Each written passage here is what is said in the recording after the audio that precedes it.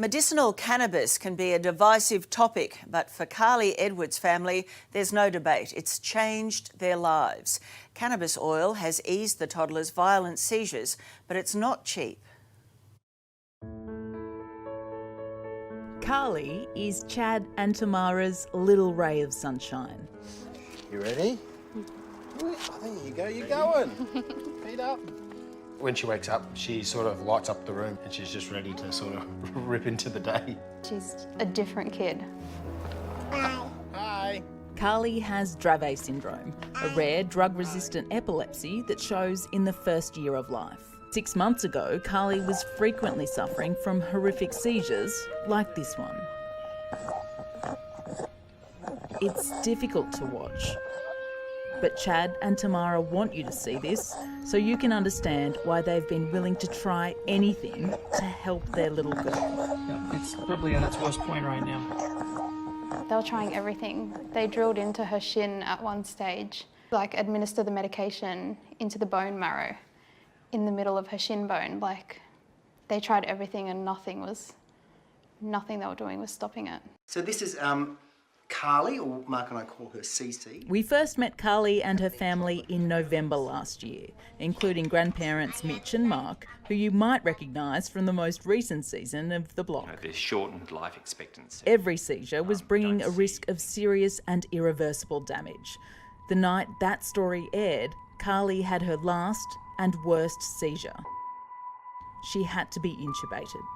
We watched in hospital the doctors start to panic.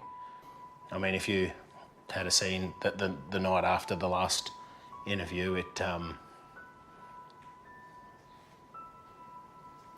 She didn't recognise us when she woke up in the ICU after the last one. She was calling for us and I was holding her. She had no idea who I was. Carly has been taking medicinal cannabis oil daily for 6 months now. You ready for your medicine? Yeah? Her parents say the response is nothing short of remarkable. Since then, we've started with the CBD and she hasn't had any since, so... Isn't that incredible? It's amazing. Yeah, changed our life, changed her life. She, she's like any other normal kid now. But that change comes at a cost, a big one. Yeah, at her current weight, it's costing $1,100 for a 4-week supply. You're a young family, you've got 3 beautiful young girls, you've got a small business. $1,100 is a lot of money.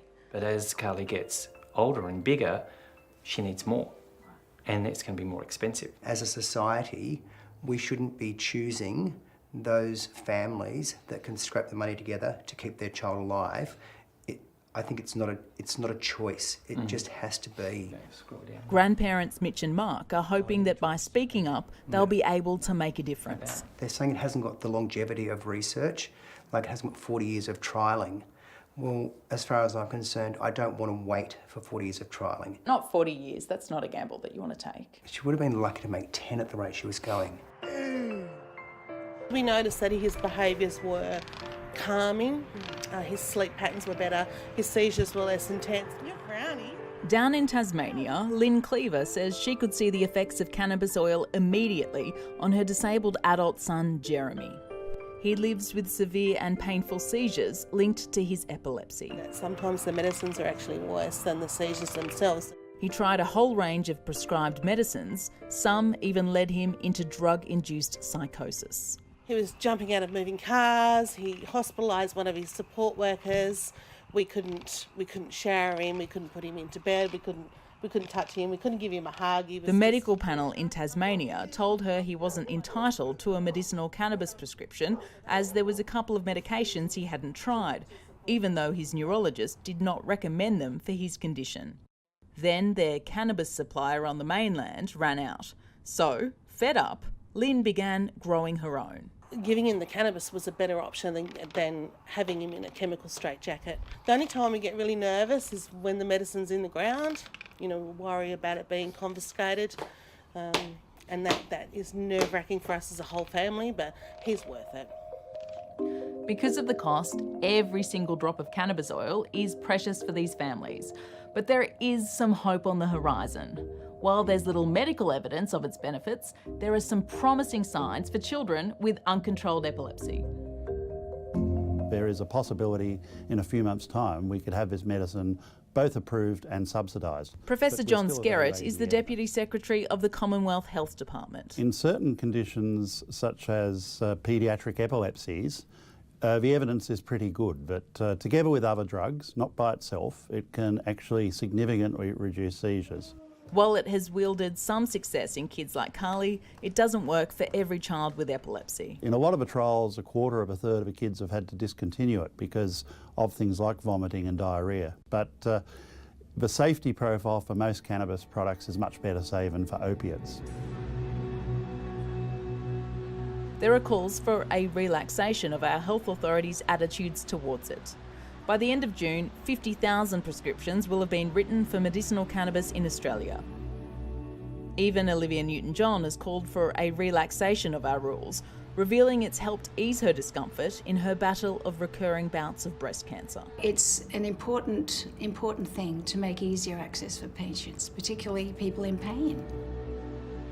As the interest builds and research continues, Professor Skerritt says the nation's medical watchdog is now considering making low-dose medicinal cannabis available over the counter. In other countries, it's used for helping with sleep, mild anxiety, and other forms of fairly non-serious conditions. And so it would significantly open up access to a low dose of these products.